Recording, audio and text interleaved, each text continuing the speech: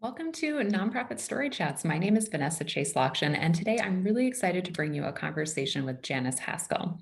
Janice is the Vice President of Program Development at Dreams Indeed and an alumni of the storytelling nonprofit Masterclass.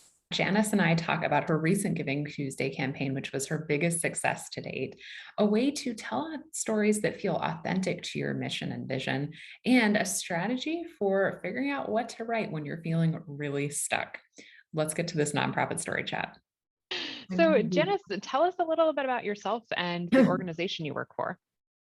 Well, I'm Japanese American, and I've been living in the Middle East with my husband since 1988. Oh, wow. So yeah, I've lived more of my life in the Middle East than I have in the United States.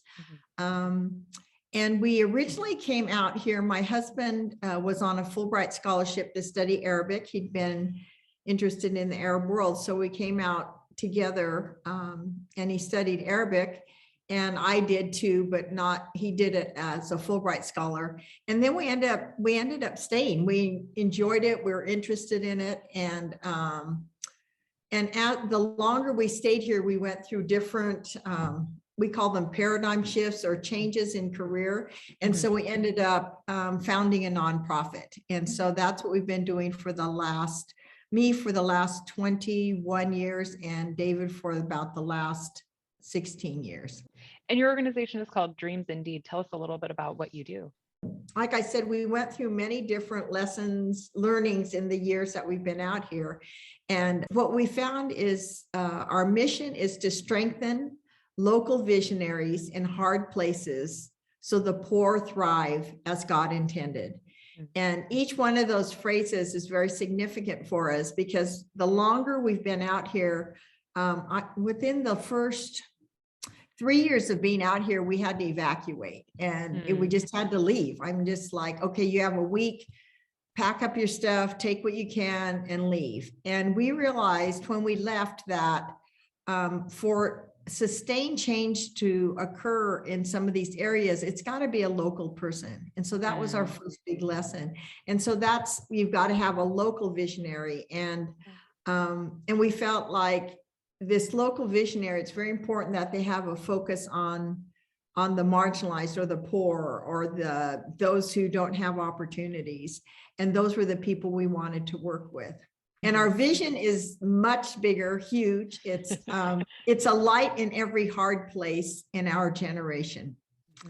And for us, the light isn't brought from the outside, but it's a glimmer of hope, tangible hope on the inside of a hard place. And so that's where it's the local visionary who has this, and they are the ones who will carry that. Yeah. And I know you've been doing this work for so long. How did you get interested in storytelling for Dreams Indeed? I think the reason we ended up using storytelling is originally it started with David and I, and people were interested in what was happening with us. And we were in such that era, especially in the early 2000, around the millennium, people were very interested in our part of the world. And so the best way to help people understand was to tell a story.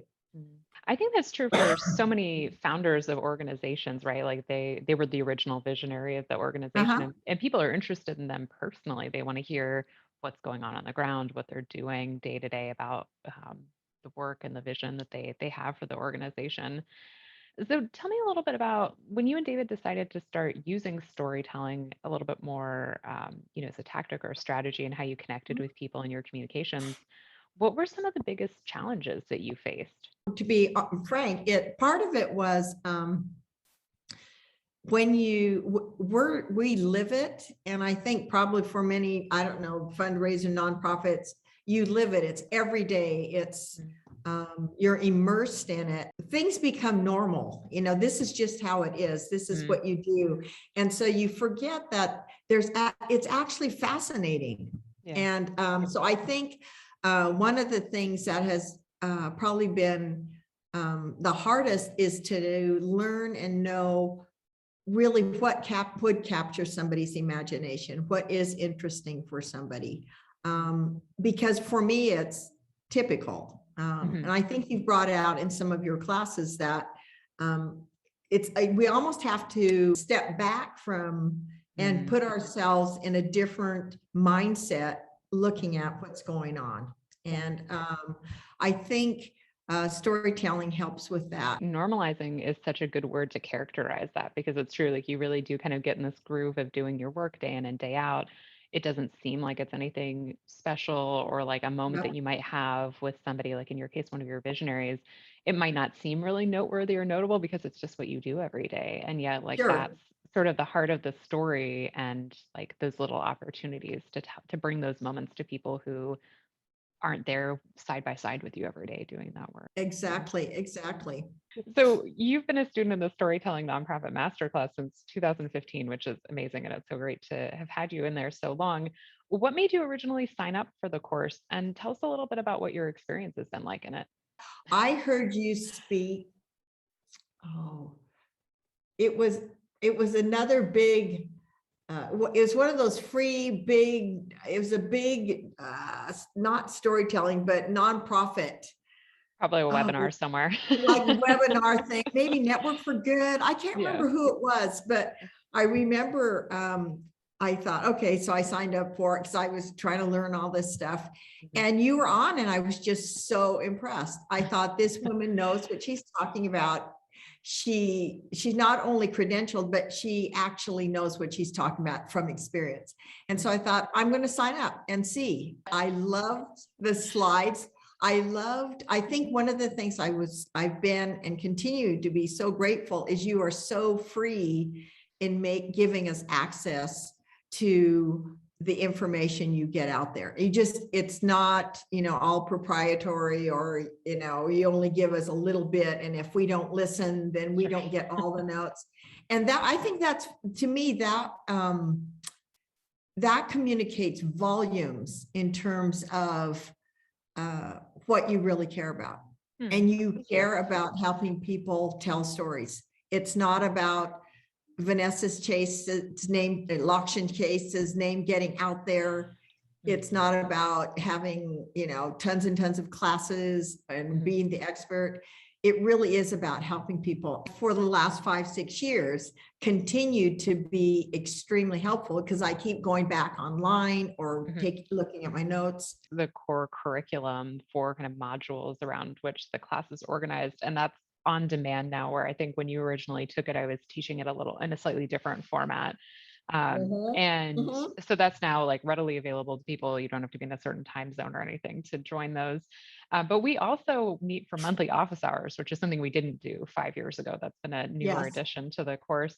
And I always find it's a great chance to connect with students like you, for people to ask questions and do some coaching. And to me, it's like about the community feel of the course. And that's something that I really like in teaching it.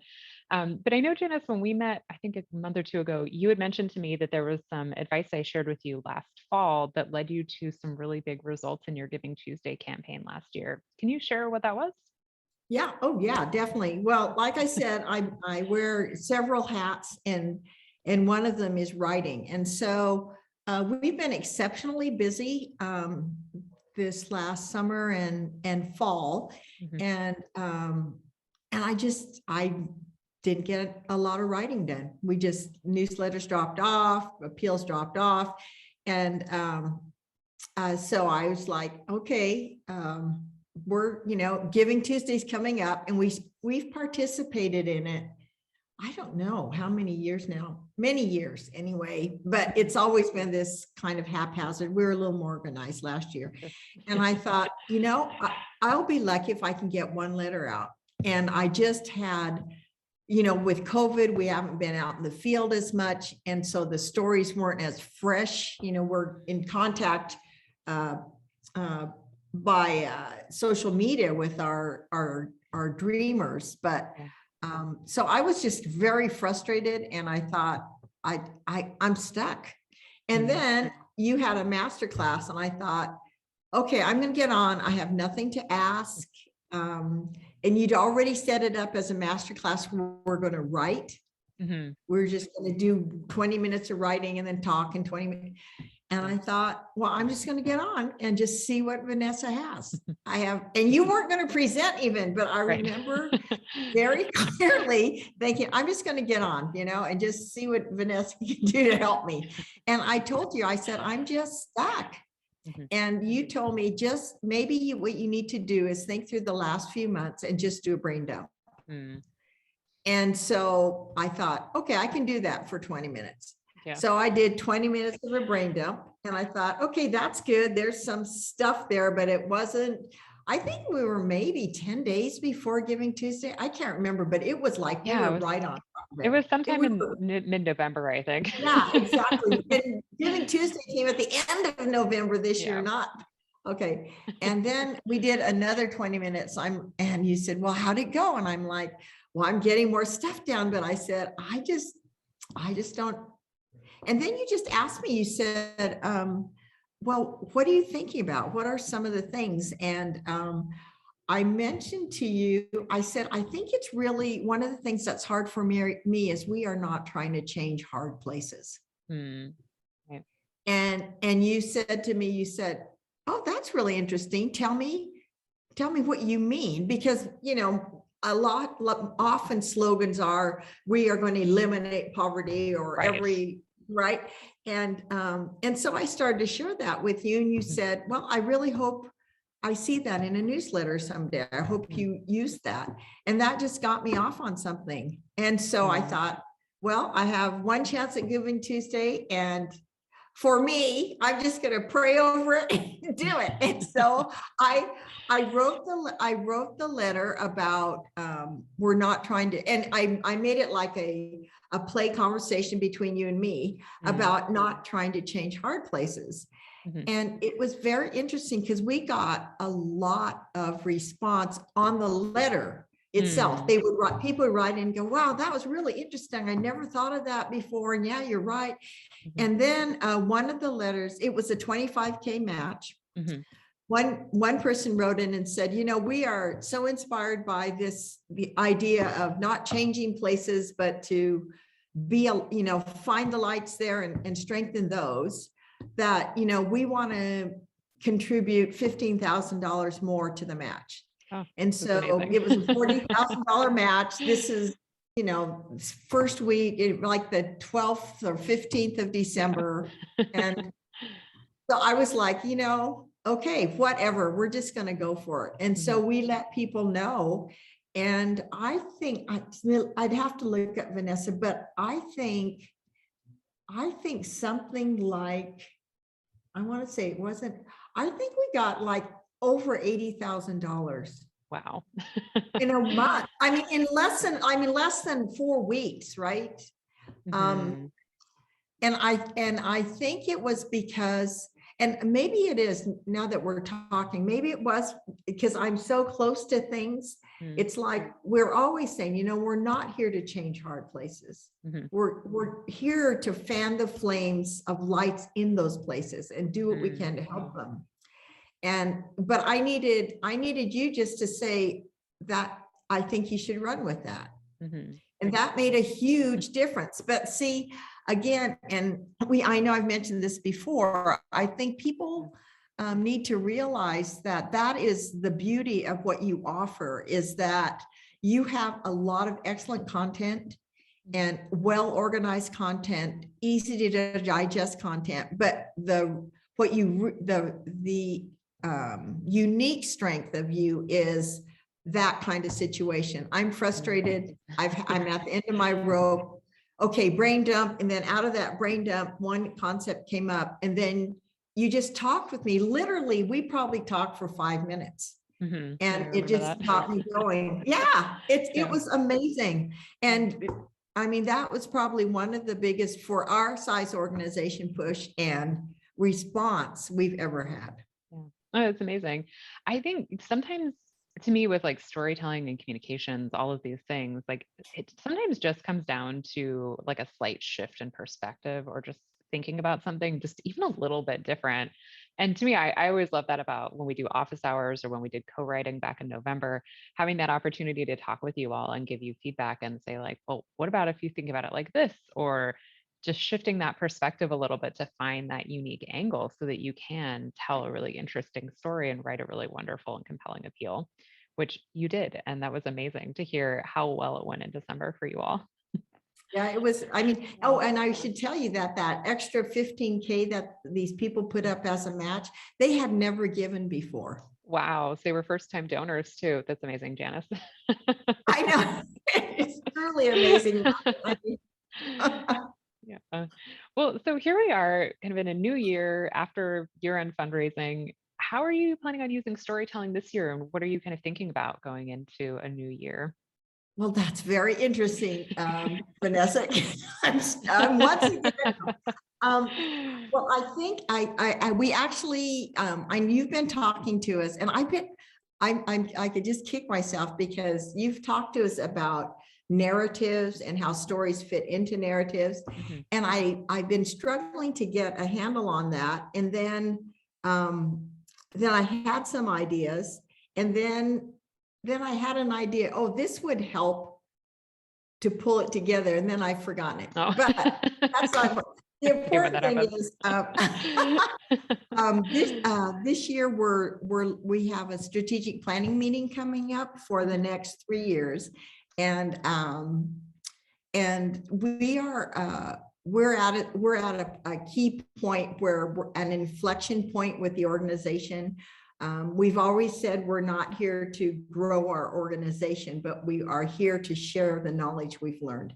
So we are looking now in May to have we have several boards, but joint board meeting, and actually shift our focus some for David and I as founders. We'll have other people carrying on the field work, and we'll still input into the field work, but we won't be as much on the ground. We'll be doing more. We're not, to be honest, again, we're not sure, but we know that there are lessons we've learned, and they need to be communicated for the next generation, for light in every hard place. And we feel like the next focus will be that. So I think that's probably what my writing will focus on. I'll do some reflecting back and tell some stories of how we've gotten to where we are, and then kind of not sure what it's going to look like next, but it will look like a light in every hard place.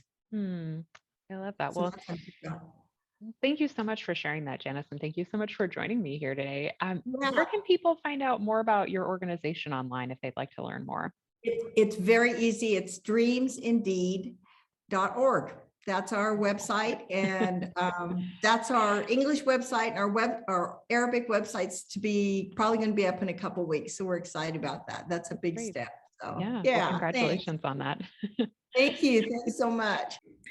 Janice, thank you so much for joining me for this nonprofit story chat. I hope hearing Janice talk about her organization, its unique mission and vision, and how she approaches storytelling, as well as her recent campaign success, was inspiring and insightful for you and your work. Now, if you're interested in taking your storytelling to another level or exploring it a little bit more, I want to encourage you to sign up for a free on-demand training I have called Your 3-Step Nonprofit Storytelling Roadmap. You can find a link just below this video, or head on over to thestorytellingnonprofit.com/free training.